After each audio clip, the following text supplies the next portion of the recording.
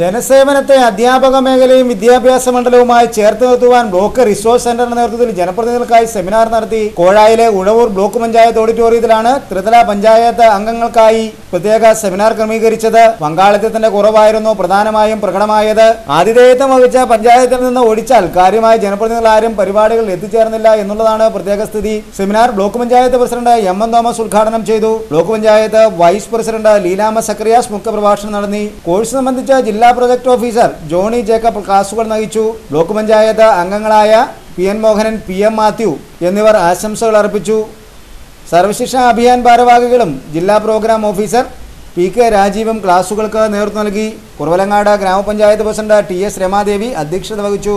സെമിനാറിൽ Kuravilangad block project officer C. Sasi സ്വാഗതം ആശംസിച്ചു. ശരിക്കും ശ്രദ്ധയും പരിചരണം എല്ലാം അനുഭവിക്കേണ്ട ആ ഒരു ഏജാണ് അവൻ്റെത്. പക്ഷെ അവൻ്റെ തോളിൽ ഒരു കുടുംബത്തിൻ്റെ തന്നെ ഭാരം നമ്മളുടെ ഒരു അവസ്ഥയായിട്ട് ഒന്ന് നമുക്ക് കമ്പയർ ചെയ്യാൻ പറ്റും. പിന്നെ